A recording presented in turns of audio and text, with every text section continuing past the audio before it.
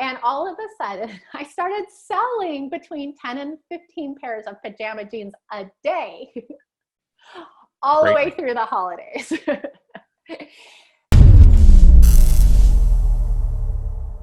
What is going on, everyone? I am here today with a very good friend of mine named Holly Homer. Holly and I met drinking old fashions on a cruise when she told me that she had a daily Facebook Live that got over 100,000 views. And I was just like, I was mid-sip and I almost spit out my Manhattan. I feel like we should probably say that it was probably almost midnight. I think it was after. On the last night of the cruise too. Yeah, it was pretty crazy. But anyway, I am super excited to have her on the show. She is one, like, the more I started talking to her, the more I learned. She has one of the largest read blogs for kids on the internet. Completely didn't know that. Ran a Facebook Live to hundreds of thousands of people daily. Also lives in Texas, the great country of Texas. The great country of Texas. So Holly, welcome to the show. Thanks so much. It's so good to be here. I feel like we do this all the time. We just don't usually record it. It's very true. So Holly, the thing that I think I learned about you after I'd heard all these great things, you were like, yeah, but I didn't even know how to send an email. And that's what started this whole thing. So I'm going to let you kind of tell us, like, you didn't know how to send an email and then suddenly you're big blogger, all this stuff. Tell us about it. Yeah. And I want to preface this by saying that my brother is like computer, like he does internet security. So our whole life, he's been like the tech guy. And then I've been like the person that can't even like turn on like the dishwasher. And then all of a sudden the high school that his daughter went to asked us both to be representatives at like career day in the tech field. That's awesome. How did he take that? He not well at all. In fact, we presented together and he was just like, he's just like walking out like, I can't even believe like this should be me and they all want to be bloggers. So that's awesome. So the good news is there is no experience necessary for anything I'm about to say.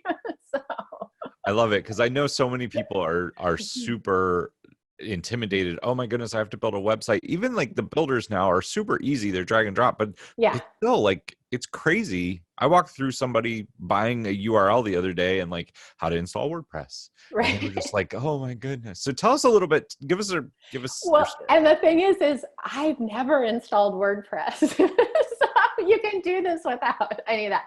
So anyway, back in the olden days, I was a physical therapist. I got my master's degree in physical therapy.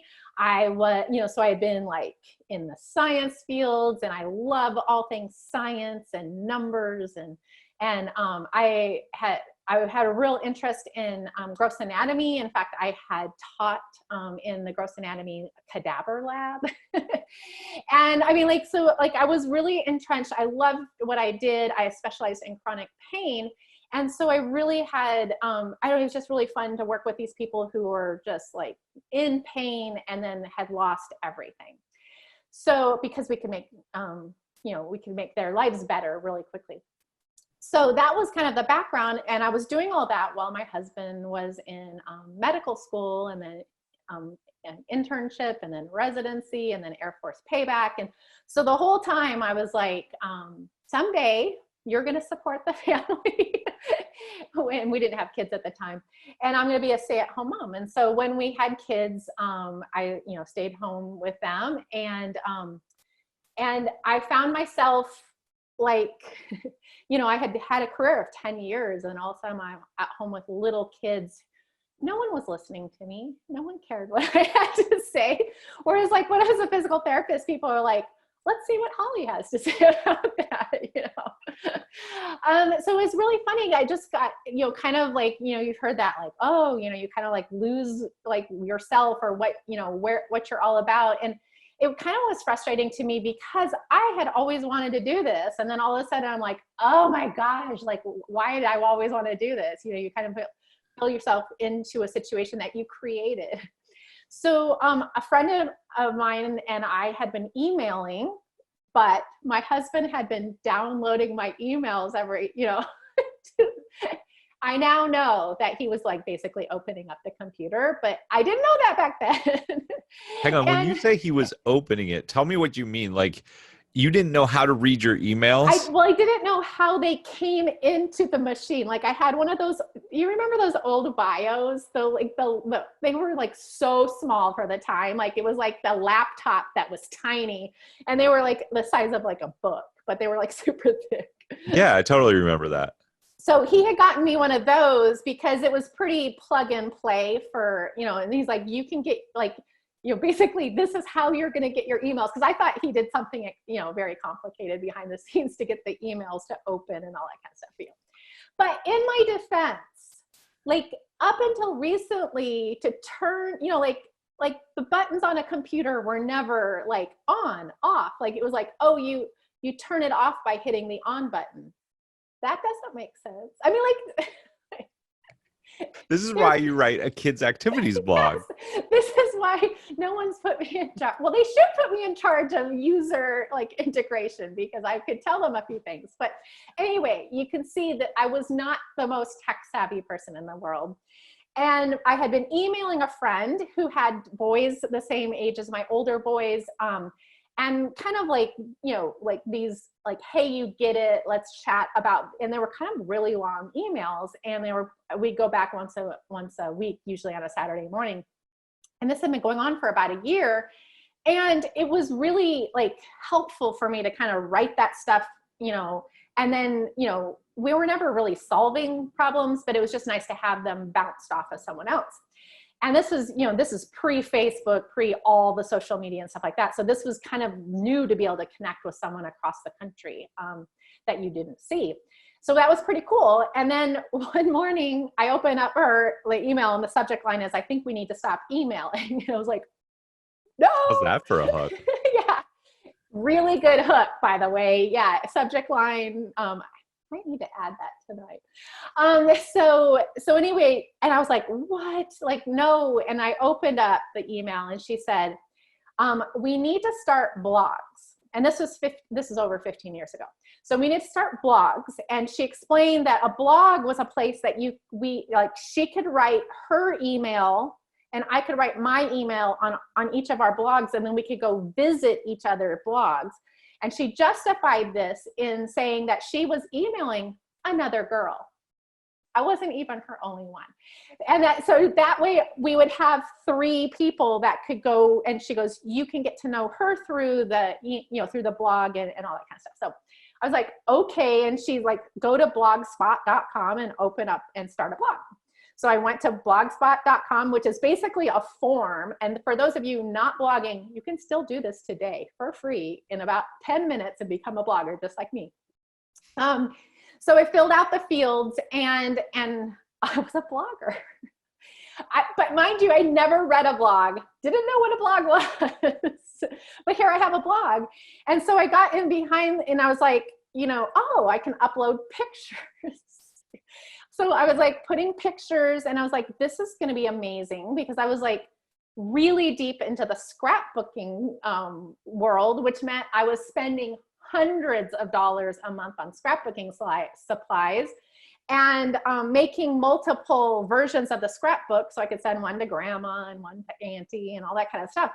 So then the next thought was, oh my gosh, this is going to save me so much money because I'm just going to put the pictures and the little stories on the internet. And then, you know, like I won't have to pay for all that stuff. So that's how I started. So I started with my friend Jody, my mother, and my great aunt, all as my readers. I had 3 readers. And about 3 weeks in, like I got a comment on one of my blog posts that wasn't my mother, wasn't Jody, and wasn't my great aunt. And I was like, what? And her name was Megan. And I clicked on Megan's name because it was like a different color. And Megan had a blog too. Other people did this. So when I went to Megan's blog, I realized that Megan not only blogged, and by the way, she had boys just like I did, and she was doing kind of the same thing I was, but she had a blog role in the sidebar because we're dinosaurs on the internet. And so I was like, what? I mean, like, this was like a pivotal moment in my life, realizing that other people blog. Now I think back, I do not know how I thought Blogspot stayed in business with me being the only blogger, but you didn't think about that. You were just like, I don't have to download my emails. I don't have to, this is easier. It's important. So I started going through Megan's blog roll and just finding the most amazing people just like me who were kind of writing. You found your tribe. I found other moms. I found other moms. And it was so much like what Jody and I had been, writing back and forth in email, but, and because this was all pre-social media, it was so like, it was like our community. Like, you would have your top 50 friends and you'd go to their blog every morning and read whatever they had written the day before and leave a comment. And it was our community. And I mean, some of the, like Megan, I know Megan, and then all these blogs that were in her blog roll are some of my dearest friends today. And so it was just crazy to find this on the internet. And so fast forward, a couple years when I kind of like realized that this could turn into a business, is I just really wanted to recreate that community that I needed at that time for other people in a way. And that's how, kind of how Kids Activities blog and everything I've written and created over the years was kind of in that point, is I found what I needed and I just want to make sure that other people find the same thing. So I want to pull a skeleton out of the closet, Holly. Oh. Can you tell us about pajama jeans? Yes. So for those of you who don't know, Holly is about to tell you how her life changed. This is another pivotal moment. So I was writing just a blog, and at that and this is many years ago, before there wasn't really any bloggers that were making money. Like there were people. Was this like 6 months in, a year in? How long had you been? It was probably maybe 2 years. Yeah, I mean, I could probably figure it out by the timing of the pajama jeans that I'm about to tell about.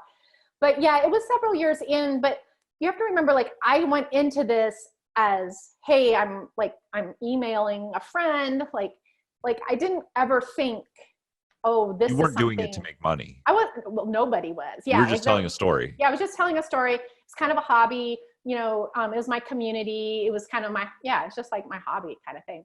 So my husband and I, we were just laying in bed one night and we kind of like to watch like the as seen on TV products, like the infomercials. And so we're just bored laying in bed and watching the pajama jean infomercial, which is like, 30 minutes of pajama jean goodness. And so pajama jeans, for those of you who don't know, they look like jeans, but they feel like pajamas. I mean, like, what more could you ask out of life? And so this whole infomercial was just over the top, like, these just, people whose lives had been changed by pajama jeans. A little foreshadowing there. All those Walmart shoppers. And so by the end of the commercial, my husband was just laughing because he's like, you want pajama jeans? I'm like, no, I don't. I absolutely do not want pajama jeans. And he goes, you could buy them and then write about them on your blog. And he goes, that could even be a business expense. I was like, what? Like, what is this magical thing where I can shop and pretend like it's business, So I went through the process of purchasing pajama jeans to write about them on my blog, because I thought, well, if I find it interesting, I think it's hysterical, and most of the stuff I wrote was trying to be a little funny or something like that. So I was like, this could be really funny. So I got pajama jeans in, a couple weeks later, and I didn't hate them, as much as I thought I would, but they were not something, I've never worn them in, well, I've worn them in public once, but it was because they were pajama jeans. And so like I got them, and then I thought, well, you know, I kind of want to write the blog post about kind of why I bought it. So like I took the kind of the infomercial, and I found the YouTube video on YouTube and embedded it in the blog post. And then I was like, you know, I took every line of their major, you know, selling points, and I kind of counteract it with my own. So like, you know, looks like jeans, and then I put my little 2 cents in, and then like feels like pajamas, and I put my, so it was basically what I was doing unknowingly was crafting one of the best search engine optimized posts of all time. Interesting. I had no idea. I didn't even know what that meant. So I just wrote this thing about pajama jeans and how like they're kind of ridiculous, and then, you know, I was just laughing about it, posted a picture of myself in the pajama jeans and posted it. And my readers thought it was hysterical. Like it was like, you know, I became the pajama jean girl. Like they all thought it was super funny. I started doing other as seen on TV products because this had gone so well. And then I noticed that like, and this is back in the olden days of blogging where like traffic was not even something we even thought about that much. And like, I might get maybe, you know, 10,000 blog views in a month. But all of a sudden I was getting hundreds of thousands of blog post views on the pajama jeans post. And I was like, that's really weird. I wonder where that traffic is coming from. And so I looked into it and realized that it was coming from Google. Google was sending me all sorts of traffic every single day for pajama jeans. And then I was like, oh my gosh, if I have traffic, I need to put up some ads. So like I put up, because I didn't even have ads on my blog. So I put up some blog ads because there was at that time, you had to get to $100 threshold to be paid out for Google ads. And like, you know, that would have been 4 years prior to pajama jeans. So I was like, oh my gosh, I might make it in a month or two, you know, to bring in, I had no idea. And then I realized that one of the reasons why that this was so many people were Googling about pajama jeans is because pajama jeans had been like brought into that Pajamagram company that does all those holiday ads. And so Pajamagram was running a radio push on all the radio stations about how you need to, like pajama jeans are the best holiday gift. So what people were doing was hearing it on the radio, going and Googling it, and then ending up, because I was like the only one that said review. I didn't even have the word review, but basically it was my experience with pajama jeans. So people were like, oh, well, I want to go read that before I buy pajama jeans. So I was like, and I was on the front page of Google for multiple different keyword phrases for pajama jeans. I just didn't know what that meant at that time. But then, so I was getting all this traffic, and I'm really happy because I'm like, you know, I'm probably even making, you know, like $3 a day on ads now. And then I got an email from the affiliate company that was running a pajama jeans. And they said to me, you could put this little banner ad at the end of your blog post that would sell pajama jeans. And then we will give you $11 per pair of a pajama jeans that you sell. I was like, whoa, that's crazy. And then I thought, oh, like, I can't do that. Like, that would be like selling my soul, because I don't really like pajama jeans. And like, I was like, I can't sell something I don't like. So I had this like moral crisis. And then I thought, well, you know, like my blog post wasn't really that glowing.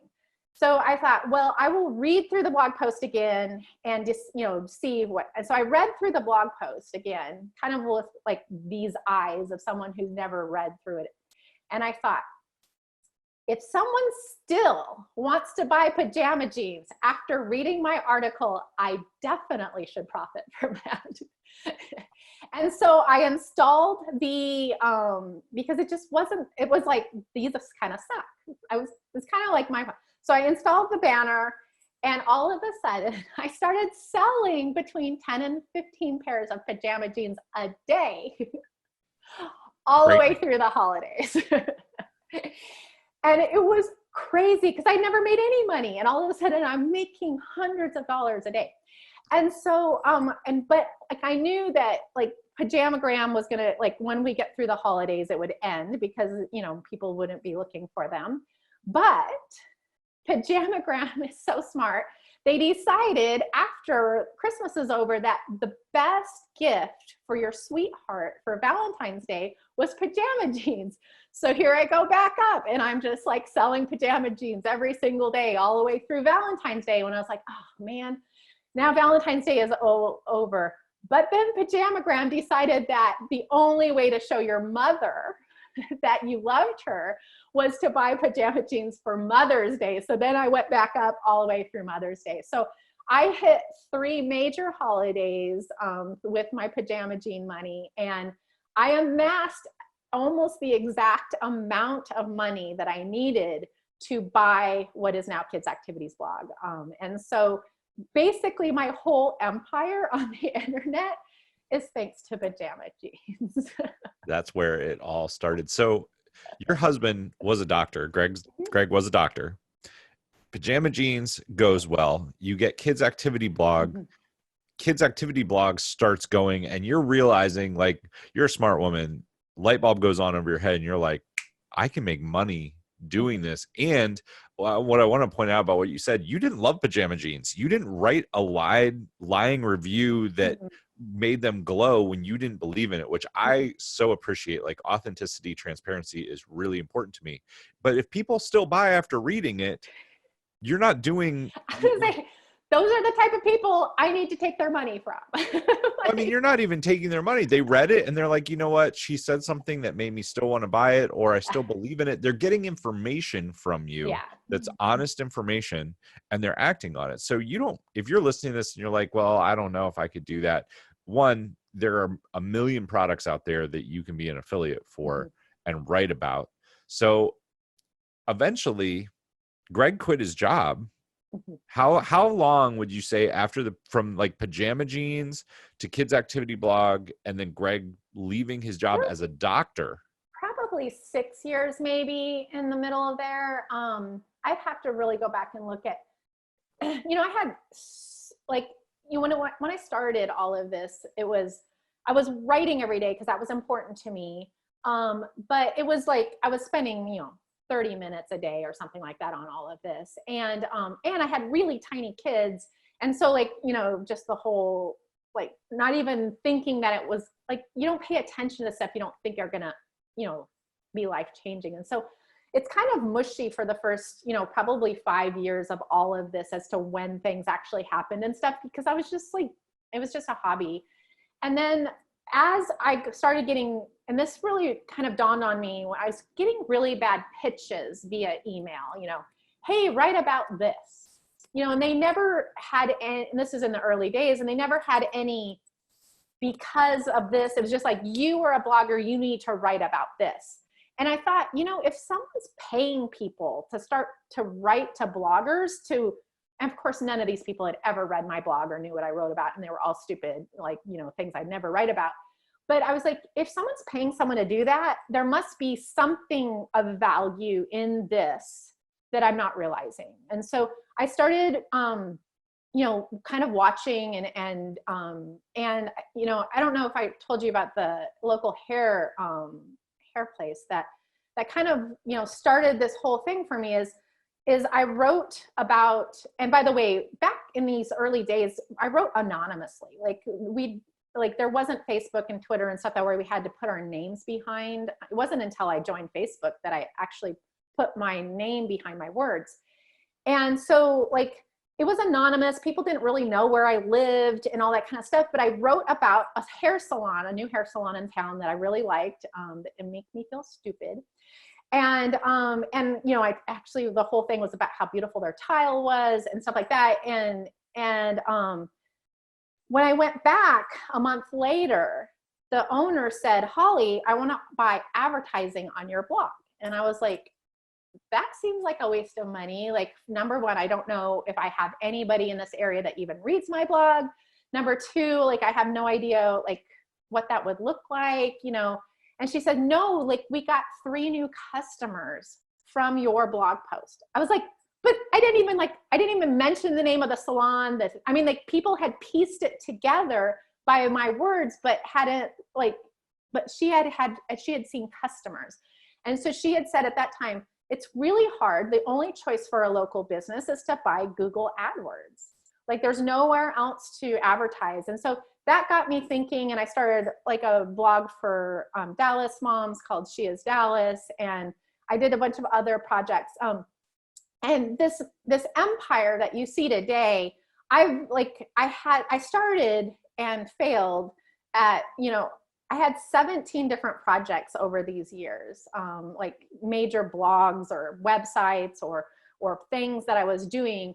And all of them failed except for basically Kids Activities blog and another 1 or 2 that are much smaller. But I think that's important for people to understand, like, this overnight success in 15 years, you know, came at the cost of me like creating a website for 2 or 3 years that I just thought was going to save the world, and then having to shut it down because we couldn't pay the bills and stuff like that. So while all of this, I was learning through those stages to finally do what I'm doing on Kids Activities blog. But there was a lot of craziness when, in our defense, in the early years, we didn't know what a blog business would look like. We were trying to make it up. Well, if somebody, so I want to switch gears a little bit. I want to actually talk about blogging, the science of it, and the business behind it. The first question I would have, if a listener is listening to this right now and they're like, well, you started 15 years ago, and it took you 5 years before you started to see mild success, 10 years before before Greg quit his job and you were doing it full time and making really good money at it. Mm-hmm. And I think Tony Robbins has a quote that it's like, people grossly overestimate what they can do in a year and underestimate what they can do in 10. And I've been in business for 6 years. The first 2 years I struggled like crazy before I really gained any traction. And that, like, even then, like, it's been a battle uphill every day. I'm mildly successful now. I can pay all the bills. I don't have to worry, but I'm not a millionaire, right? Anyway, cajillionaires laying on the beach somewhere. Well, I think, what's wrong with us? Well, I think you see all the social media out there, and you see, like, Gary Vee's pretty honest, but he's also like, just put out 60 pieces of content a day and grind, hustle. Well, yeah, for 10 years. Plan on doing it for at least 5. But my question, coming back to that rant aside, is if somebody were looking at this and they're like, well, you started 15 years ago. Blogging was a different thing. Now you type something into Google, like, all the good search terms are taken, or I don't know that I would ever gain any traction. What's a realistic expectation? Yeah. So the good news is everything's out there right now for you to know exactly what to do. And so it can make your path so much shorter than mine. When I started blogging, there was no blogger instruction. You couldn't go to Google and say how to start a blog, or how to install a button in your sidebar, or how to do this. Nobody, that knowledge didn't exist yet. In fact, it was basically those of us behind the scenes, when you go to somebody's blog and they're like, oh, they put an image that you can click on. What? That person got 10 emails within 20 minutes saying, how did you do that? I hang out with nice people on the internet. So she would send me this is what I did. And that's how we learned how to do these things. We would see it on someone else, and if they were nice enough to share how they did it, then we would do it. But there was no Googling or blog, how to start a blog, or Blogger Education 101 or SEO or any of that stuff. That just didn't exist. So the good news is today that you don't have to invent this. It's also the bad part of it is we didn't know what it was supposed to look like. We just put out the stuff that we thought was good stuff, or we didn't even really care. We were just putting stuff out there. And there was no judgment of it because, there was no standard. And whereas today, I think that's something that like people will, oh, I have to do it this way because, no, like you get to choose. Your blog is your real estate in the world. So no matter what anyone else is doing, you get to choose what to do on your blog. It doesn't have to look, in fact, I would say you're better off if it doesn't look like everybody else's stuff like that. So there's that, there's a really good, thing that there's a lot more information out there. There's also the ability to really, I have 13,000 blog posts on Kids Activities blog. That's because I didn't know what I was doing. If I was gonna start Kids Activities blog from scratch today, I would probably need about 250 blog posts that are exactly these, and I know that today, but it took me 13,000 to come up with the 250 that are doing really well. So that is when you find like that knowledge base. Like I have one of my coaching clients, she started a blog about 18 months ago, and it has 200 blog posts and it's doing really well. And that was, we're talking 18 months versus, 13, 12. Yeah, I would say it probably took me maybe 10 years to get, successful, and then 13 to get wildly successful. Awesome. So there's a lot of ways to short circuit that now, in a way that wasn't possible way back when we didn't even know what the hell we were doing. I mean, I would agree with that. I see people, I think SEO is coming back because what's the first thing? If you see something on social media, you Google it. Mm-hmm. You usually look for a review of it. You can't trust Amazon reviews anymore. So you're like, who has a review? Who has something to say about XYZ? Just like your pajama jeans story, Mm-hmm. only that's a gazillion times a day now. Mm-hmm. If you write good articles. And so let's actually talk about, I want to get into the nuts and bolts. Mm-hmm. If somebody is, let's say they have a business, a coaching business or consulting business or some kind of influencer business, and they're like, well, I post all the time on Facebook. What should they be doing with a blog to supplement that? And do you have to be a good writer?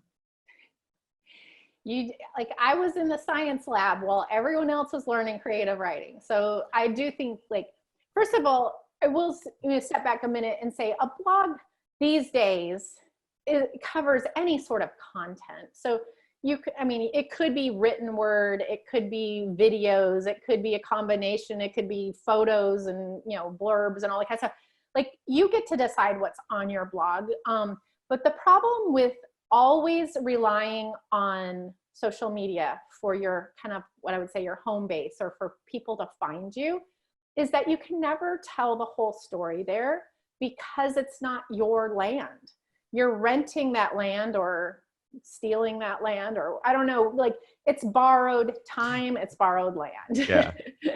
And by the way, that's how they treat you, is they know that they can rip the rug out from under you at any moment, and they will threaten that.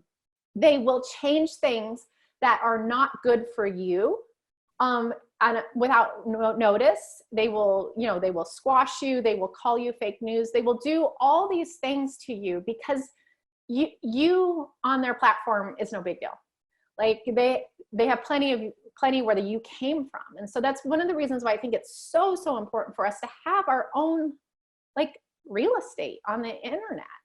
And so whatever that looks like for you, maybe it's a hub of a bunch of videos, or maybe it is written word, or maybe it is a collection of your social posts.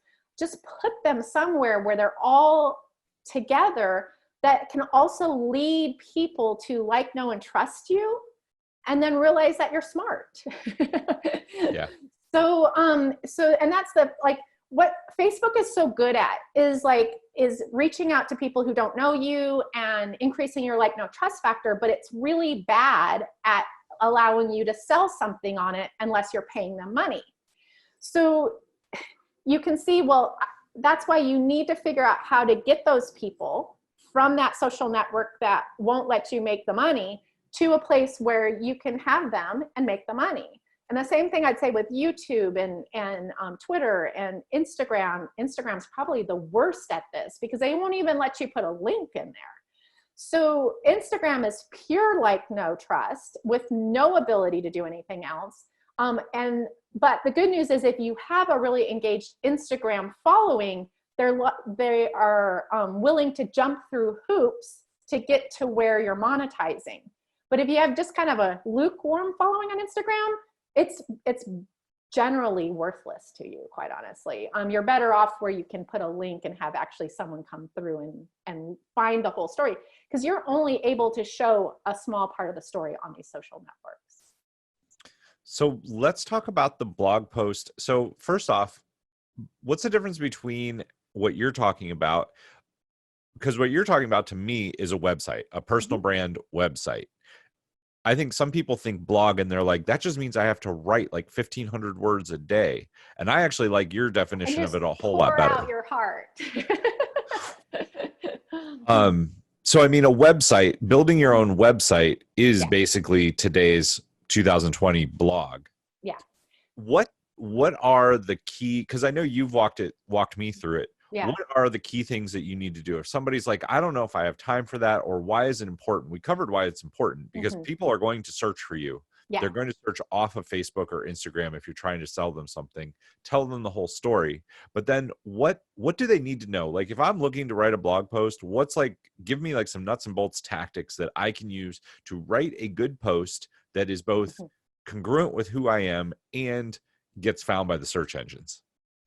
Yeah, so I really look at, and I'm going to use the word blogger, but anybody who's a content creator or an influencer, really our job is to connect the dots. So if I'm writing a piece of content, I need to connect enough dots so that Google knows what it's talking about. And that's called, search engine optimization or SEO. And then, I also need to connect the dots for my reader so that they know what the heck I'm talking about and why it's important to them or how it could change their lives and stuff. Because we don't just go out and write stuff for no reason. Like, we have a product or a service or something that we're selling, or, we have a mission, on Kids Activities blog. You think, well, you didn't have a product or a service till recently. Yeah, but I had a mission creating this community for that surrounds play and how the tradition of play and how play is important to even modern children. And so, there was that storyline that I was talking about. But like, if you are someone who's selling a service or selling a product, is one of the ways that a blog or a website, and I'm going to use those words interchangeably because I think in 2020, 2021, there is no difference. Like that's the same thing. Is that you're connecting the dots. So let's say you're selling widgets and you have a funnel. So you're putting in Facebook ads to send people to this widget funnel that starts here. Well, what I would say is a lot better and a lot cheaper for you to do is to create a layer of content above that funnel. So what are all the questions that people ask that can be answered by your widget? So, people ask this, or a certain type of person asks this. Well, that's where your blog post comes in. You're going to talk straight to that person, and you're going to be like, hey, like, I don't know if you realize this, but this is a problem. Here's some solutions. And oh, by the way, like, I have this here. And you're sending them into your funnel. But instead of making 17 funnels for 17 different groups or different, things, so what you're going to do is use that same funnel, but start the funnel on different content pieces. And we all have seen how expensive it is to acquire a customer through Facebook ads. Well, Facebook will send traffic to content for pennies, compared to dollars and tens of dollars and hundreds of dollars for customer acquisition. Tell me what that means, because this was like the game-changing moment for me, that like it was an aha. Tell me what you mean by that. How do you get people to your content for pennies? So this, you know how Facebook and Pinterest and all these social, Google even, where they're like, oh, we want you to pay to play. You know, you heard that Facebook pay to play, Facebook pay to play. A lot of times people think about that is, oh, on your Facebook page, you have to pay to play. No, basically what Facebook's saying is if you're making money off of Facebook, we want to cut. So we anything that's promotional, we want you to pay for. And so that's where Facebook ads come into. That's where, like, if you post something promotional on Facebook, how the reach just goes like this, and you're like, organic reach is dead. Yes, for promotional things on Facebook or any social network, promotional posts are dead. Organic traffic for promotions are dead. You know, 10 years or 5 years ago, it wasn't like that, but today it is. So, you know, they say organic reach 0. Well, yes, for promotional products, but I got 1 million page views on my blog last month from Facebook organically. So there's still ways to play in the content space as long as it's not overtly promotional.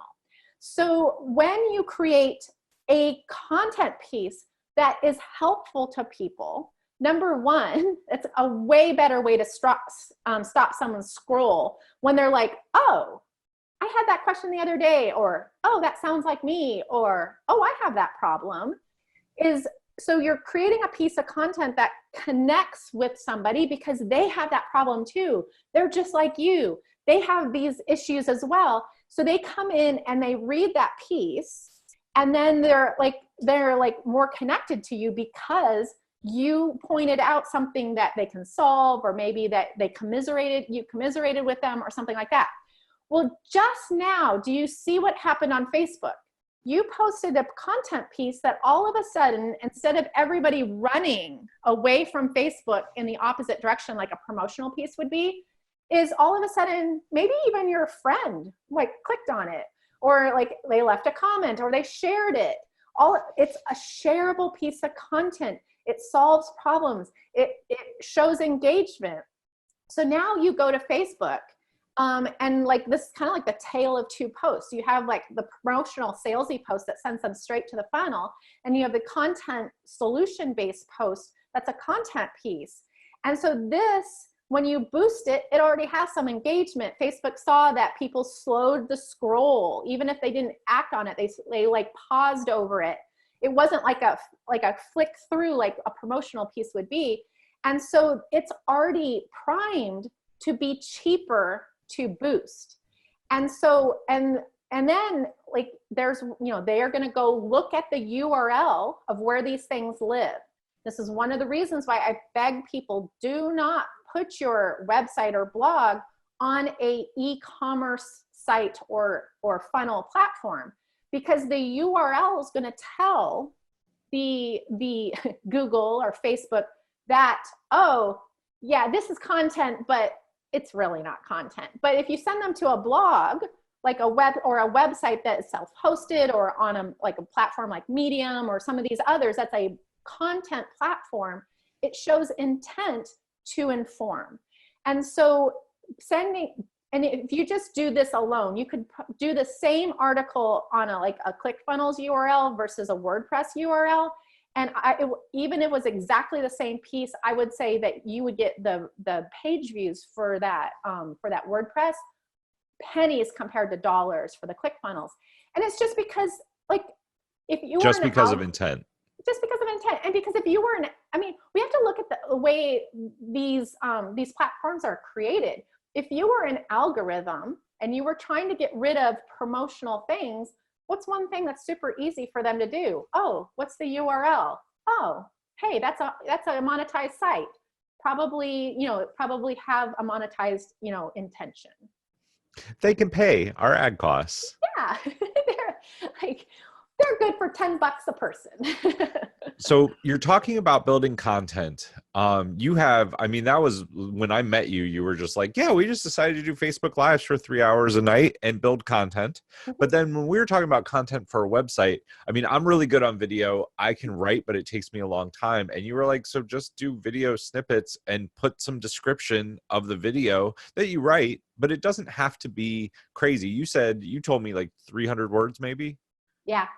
I mean, especially if you're going to put a piece of if you're embedding a video or something like that, you might even be embedding the transcript or adding the transcript to the video underneath. So that's a lot of words on that page.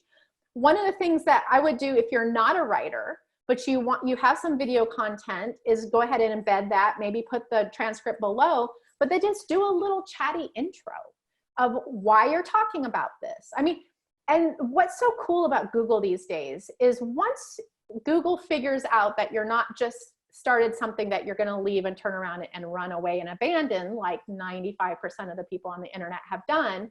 So that's why it usually takes about 2 to 3 months to get settled into Google even caring about what you're doing at all, which is good because that gives you time to get some content library around your subjects. Is that it's really getting a lot better at figuring out like real world stuff versus keywords. You know, the big buzzwords for SEO for all these years is primary keyword and secondary keyword and in the olden days, they would keyword stuff because whoever used the keyword the most times in any given, post would win. I go back and look at those posts where it's like, I'm trying to think of something I searched the other day that it was just obnoxious. Right. Like they just crammed it in. So you're saying that you don't have to do that anymore. You don't, which is great for those of us who are creating like normal content for normal humans, because that piece of content with keyword stuffing, that doesn't help your reader. And Google's like good about that. So what's Google is really good at doing right now is looking for context. So if you're talking, and I think we did this with you the other day with like social selling, what are words around social selling? What are phrases, what are common things that are associated with selling, social? Well, it's easy that when we're just talking about it, oh yeah, well, social, well, that would be social media. Well, that'd be like platforms like Facebook and Pinterest and Twitter and all these Instagram and all these other things. And you can just think of and I think of it as almost like a word bank, is like, okay, for social and social media, what are all the things that kind of are related? One of these things was not like what is that song? What are related? Now we're going to have that in our head for the rest of our lives. And then, like when you put those concepts together, oh, internet marketing, all these other words come to mind, and you almost start thinking about like a thesaurus or a word bank or synonyms and related words and connections.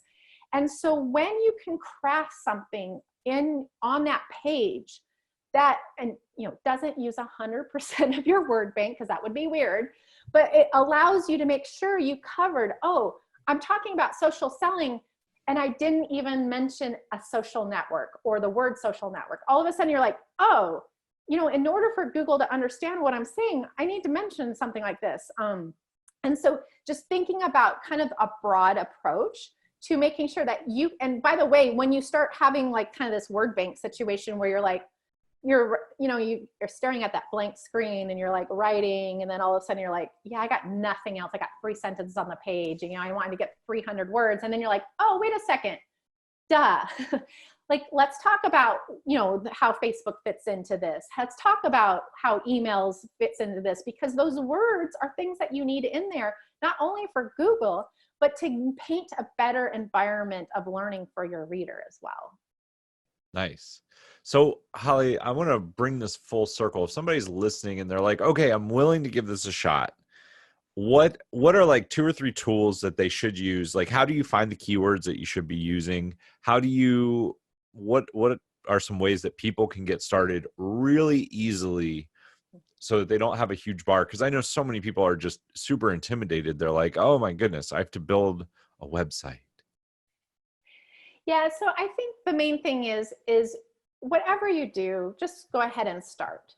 And know that if you start on a free platform, you can roll that into a paid platform down the road pretty easily. And you'll have the money and the more knowledge to do that. So just go start on Medium, go start on Blogspot, go start on anything that will get you publishing today.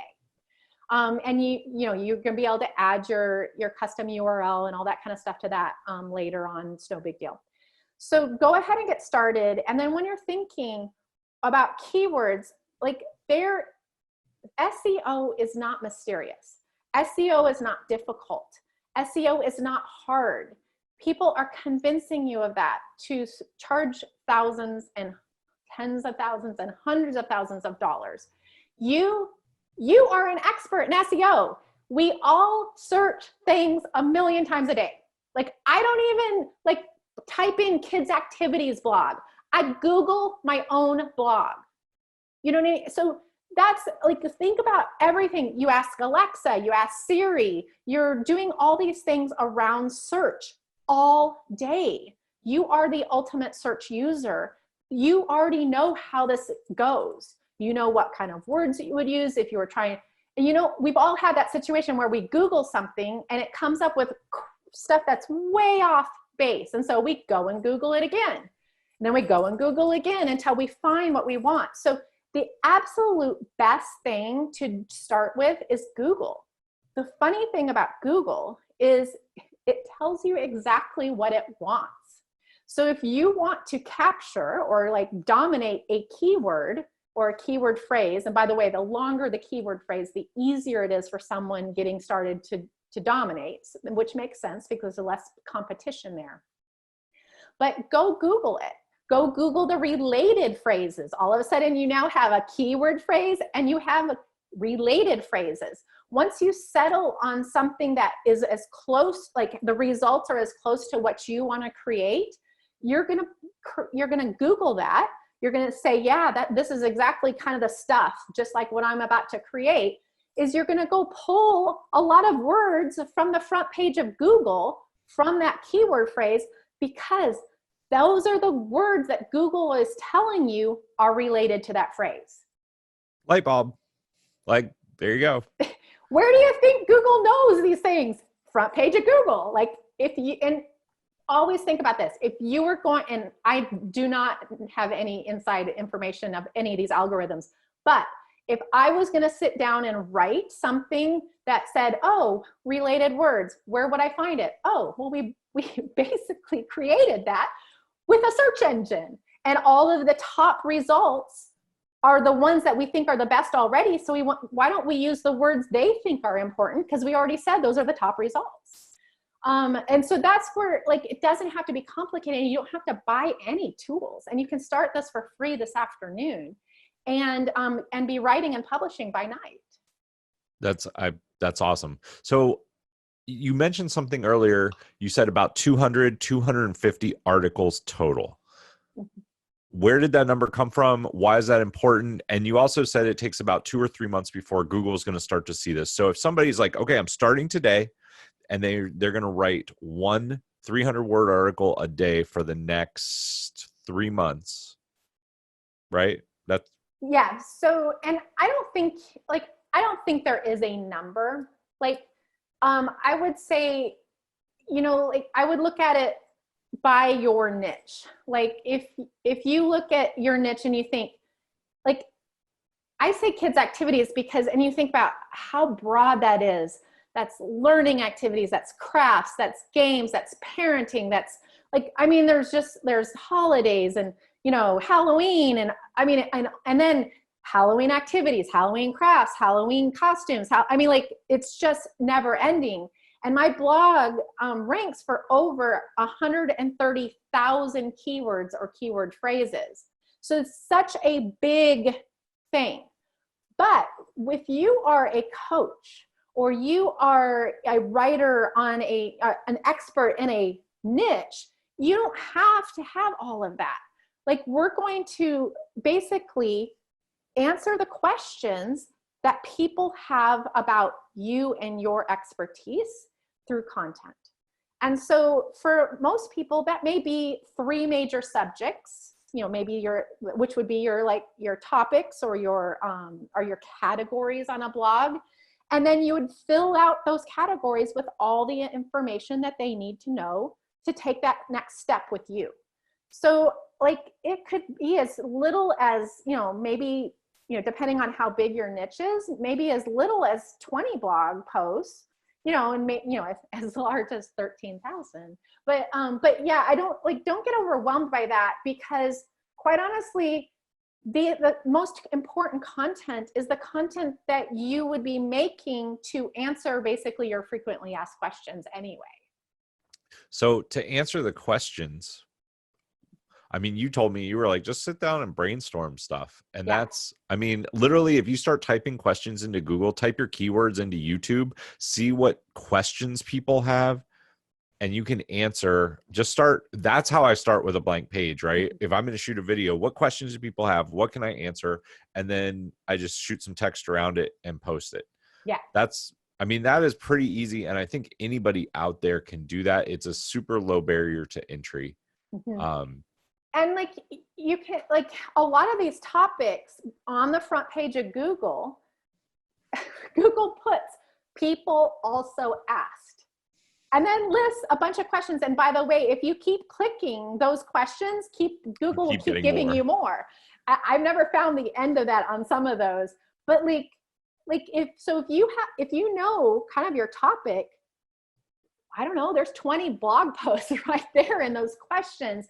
Now, you don't have to take it word for word, because you're going to put your own slant to it. But when you do pull that into creating your content, and then creating your title or the video title or something like that, start with, what would you Google to get this information? What would you type into YouTube to get this information? What would you type on Pinterest to get this information? And that's where I want you to start on your title, and then make it call to action-y. Nice.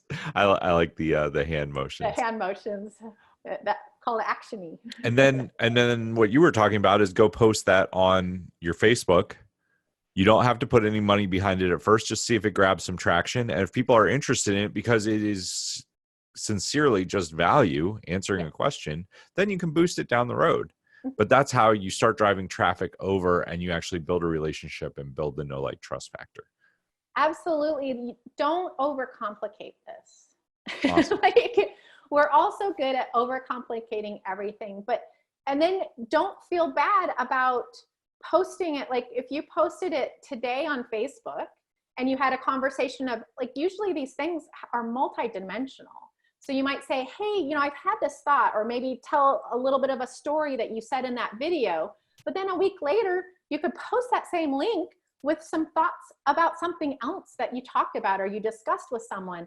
And that link could go on your Facebook page weekly for the next 6 months if you wanted to, if you're just strategic about it. Just stop thinking, I've got to post something on Facebook, and start thinking about, how can I get people included in this conversation that are looking for this information? Because that's really all we're doing on social media, is trying to connect with people who are looking for us. That is awesome. So Holly, if people wanted more information, if they wanted to connect with you, where can they find you, and what do you offer? So my kids blog is kidsactivitiesblog.com, and I run the Quirky Mama Facebook page. And so those are, if you have kids, especially if they're under about 10, you'll want to hit those places. And then I do all the kind of behind the scenes at hollyhomer.com. And I have a coaching group for bloggers, and I also do one-on-one coaching for people who are content creators. So. Awesome. Well, Holly, thank you so much for your time. This is super informative. I always have a blast talking to you. You are in Texas. I know that you are going to go enjoy your afternoon and have some amazing nachos. So yes. Thank you. Maybe a taco or two. Oh, tacos too. Nachos and tacos. I love it. Nachos and tacos. Awesome.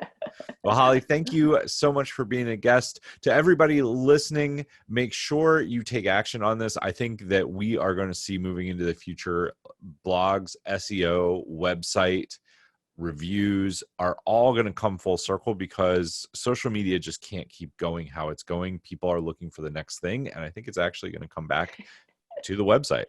Full circle. All right, guys, we will see you next time.